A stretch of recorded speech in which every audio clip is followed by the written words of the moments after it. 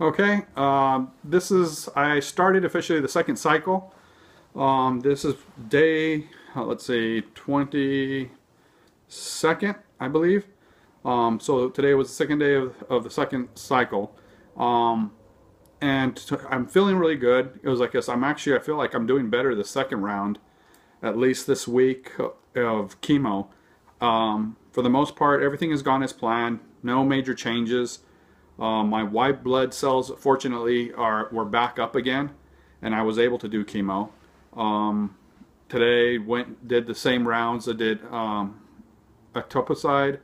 What was the second one? Bleomycin and what was the third one? Cisplatin. That's it. So those were the three chemos. So I was able to receive all three of them. And you got your two blood thinners. And the second one being Lasix, because since Monday... Diuretics, you mean? Diuretics. Right, the second one being Lasix. You said blood thinners. Oh, sorry, not blood thinners, diuretics. Because since Monday, he had gained 5 pounds. I guess that would be yesterday. So they're monitoring his lungs, listening to his lungs and all of his vitals to make sure that he's not, retaining water in your lungs or getting pneumonia. Yeah, and I'm not, swelling up in the legs and so forth like I was before. So it does help. And when you got to go to the restroom, you got to go. I mean, it comes quick. Thanks for sharing. Might as well. We're sharing everything else. So outside of that, everything is going good. I mean, as it can be expected. And we also got some news today. There's two fronts. We got some, I guess, one of them definitely is good news. The second one, it could be potential good news. I'll start with the first one, probably the more important one. Today, we went actually to the Green Spring Station, and it's a satellite office of Johns Hopkins. And basically, today we found out that Heather was definitely ovulating now, and we did an insemination today. So that is the real good news. So basically, she got inseminated today, so we should know here in the next 2 weeks if she's, pregnant,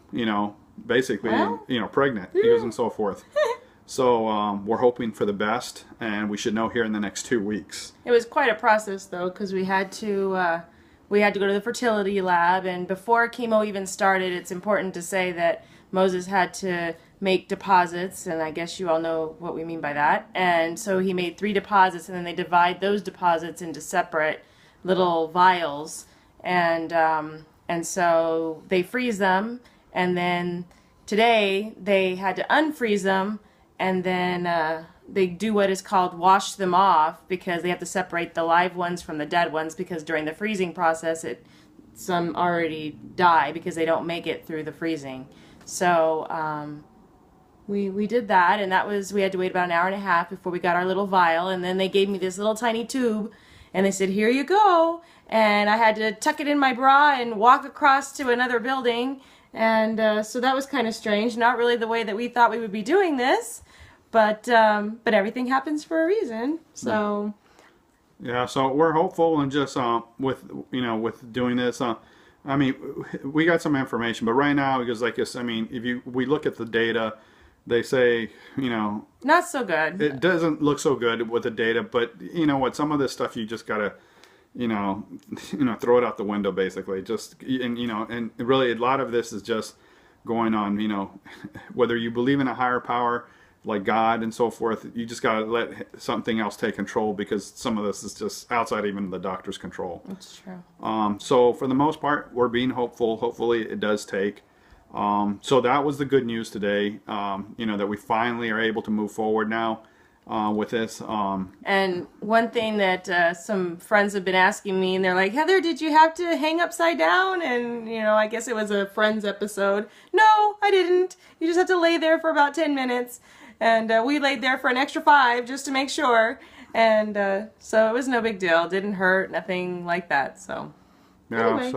And I was What was the other second thing? You were on the what? No, I just got... Hold on, he was where? Yeah, and he was like this, and I was, and she wanted me to be there to see the whole thing. Well, yeah, because initially he would have been there. Yeah, because I had to do my chemo, Your therapy today, and so it got postponed. So she wanted me to be there and stuff like that. And she thought, he goes, okay, well, yeah, he's going to be there. That's Of great. This, course. that, and here. But she realized when we got in there and they actually started doing the insemination, I told her, no, if you want me to come, I'm not going to be here like, you know, a spectator sitting off. Well, in I was like this, thinking holding the my bench. hand. Oh, No, I was there watching the whole thing Good go grief. down. In other words, I Go was down. watching the whole process. You know, I saw the salad spoons come out and everything. That's just not even right. So it was interesting to see it Oh my all. I mean, God. live in action and so forth. But I mean, like I said, there's very few things gross me out. So this was one of those things. Good grief. I was just more wow. Okay. Oh, thank you, Yeah, Mo. it's just like I mean, because I've seen stuff like this before. In like college and so forth, like Oh, what do you in call? wait, Well, yeah, like, maybe you should clarify. psychology of human sexuality. Oh, you mean in course, classes? classes and Okay, so good. forth. So this was something that that you see on TV, but I got to see it live hand, you know, of what was going on. But Yeah, thanks. for the most part, it's like it happens really quick. It's not anything like oh my god or whatever. And like I said, we had like I wasn't the only one in there. They had like 3 other doctors in there at the same time. But yeah, it was interesting to see it happen, and if it does take, hey, I was there when our kid was, you know, when it Conceived. took Well, you know, hopefully you were there. right? Yeah, you know, because like I said, that you know, we got to see it happen. So, anyways, I'll Anyway, leave it at that. I yeah, won't go, thank you, you know, Mo. tell you any more details. Appreciate that. You can email or text me, Oh, and then I'll Lord. fill in the rest of the details. No, just kidding. So the second thing that happened. What was the second thing? Well, today we met with Dr. Eisenberg came down. He was telling us about the second cycle. Everything went fine today, but he says that, you know, which kind of surprised me because when we initially met with him on the consultation, he said that he wanted he was going to wait till the first 3 cycles were done before we did a CAT scan. Well, today we got some news from him that's saying, hey, you know what? I'm thinking after this, you know, you finish the second cycle here, we're probably going to run a CAT scan. And I said, well, why? Is there a problem? Are you concerned? And he said, he basically, and I asked him, is something going to happen in this second cycle after I finish this week out? Because really, when you start feeling the effects of the chemo, it's not usually that whole week of chemo. You could, like, you get nauseous and so forth, but you really feel the effects really in that second week because your white blood cells fall and it does havoc on your body. It, like I said, not only did I lose my hair, but also you break out in a rash. You know, your body, can, yeah. and you like your gums also get really tender, and even your taste. You can feel it in your taste. You begin to lose a little bit of the taste. So really, in that second week, a lot of things kick in because it's usually like they say, day 10. That's what our nurse told us. By day 10, because of the second cycle, you will start to experience, you know, your body, like it goes, because Change. your white blood cells are down, your immune system is not what it was before, so and they're really concerned at that point. So his concern is, what are the side effects of chemo and how is it going to impact me if I do that third cycle?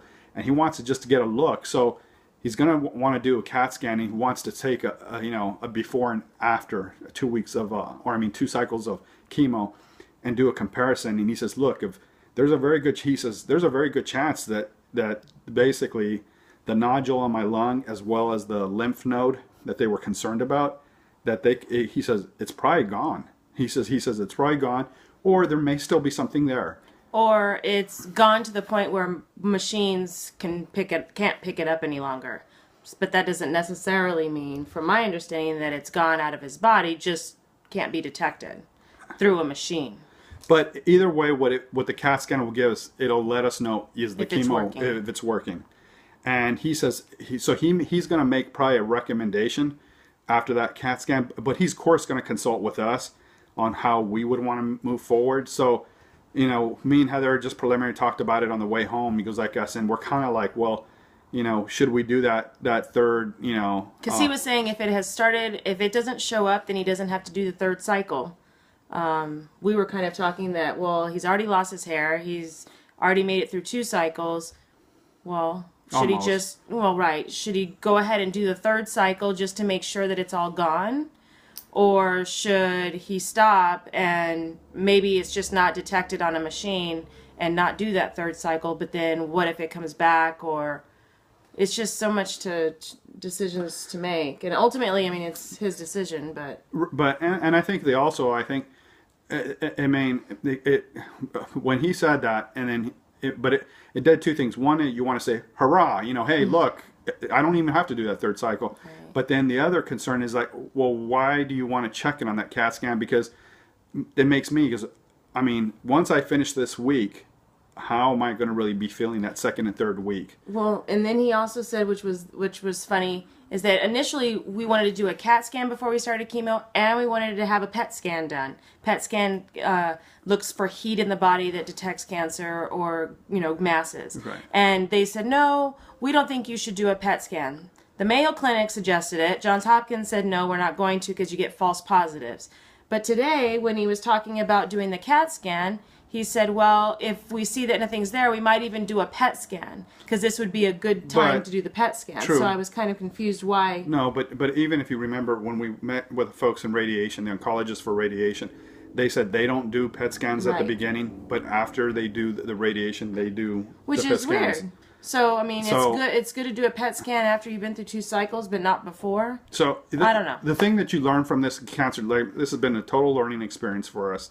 And the thing about it, should you ever get cancer or a family member, fortunately, like I said, I've been fortunate. I've have the means to move around. I went to Arizona, came out here, and I mean, don't get me wrong. Both of these institutions are really fine institutions, both the Mayo Clinic and Johns Hopkins. And MD Anderson. He goes like, but yeah, but I didn't go to India. Go there, right? He goes right, and so I mean, the thing that you come to find out is that the method that they tackle cancer, they all do it differently. You figure there would be like a standard. I mean, there are standards, protocols, but they don't all share on how the treatment's going to be carried out. Their method of attack can be different. different. It can be totally different, and then you get conflicting stuff with what Mayo Clinic will tell you versus what they tell you. So, well, and they'll tell you, Mayo Clinic, well, this is how we do it.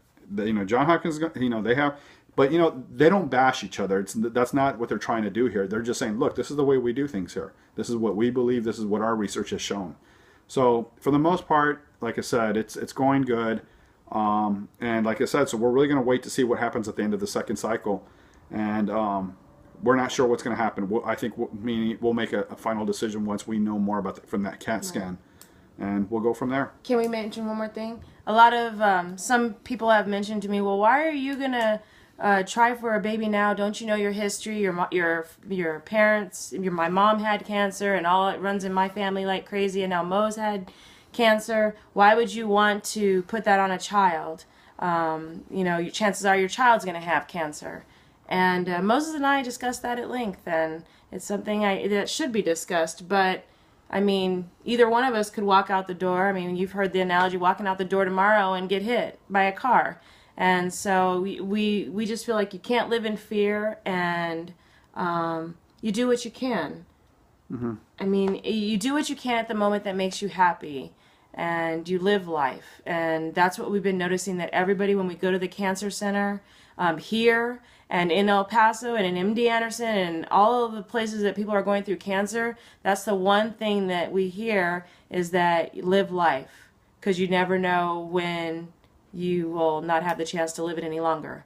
So, and here's the thing you got to remember, and it's so important when you go through this, because I got to see Heather's mom go through this, and I learned a great deal from this woman. Okay, she was laughing to the very last day, and she fought a battle like I have never seen anybody else. So that's why, like Heather has told me, because I've been handling this very well, and I've been very strong in dealing with this.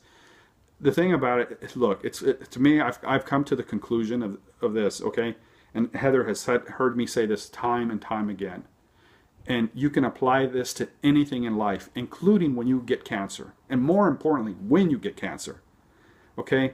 Quitting is the easiest thing to do.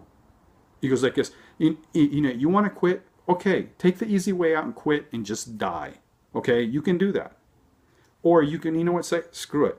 I'm going to fight this. And I'm going to fight this every day. Now, don't get me wrong. There's going to be bad days. Okay, good. But the thing about it, there's also tomorrow. Okay? And when tomorrow comes, you get up and you fight again. He goes like, so the thing about me is that I'm not going to quit. And, you know, like I said, there's some days I don't feel as good as well as I would like, but I'm not a pessimist. I'm not going to go feeling sorry for myself. I don't use this as, I'm not trying to use my sickness or illness as a crutch. No, I still go to work. I still go to work. I still do everything. Okay.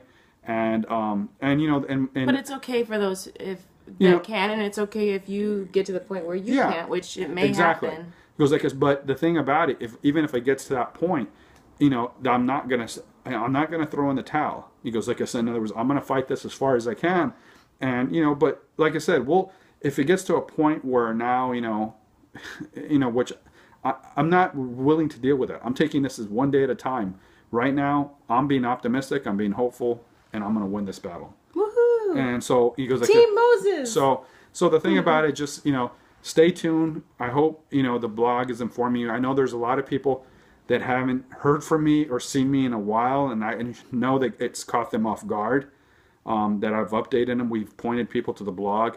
I really want to say to everybody who's helped us, reached out to us, thank you, okay? Because those words, basically, you know, when we're having those bad days, and I see that, you know, it gives me the reason to continue to fight. And like, you know, hey, don't back down. You know, don't feel sorry for yourself either. You fight this. Get back up. So again, thank you to all of you. There's so many names. I can't mention everybody's names because we've seen so many people.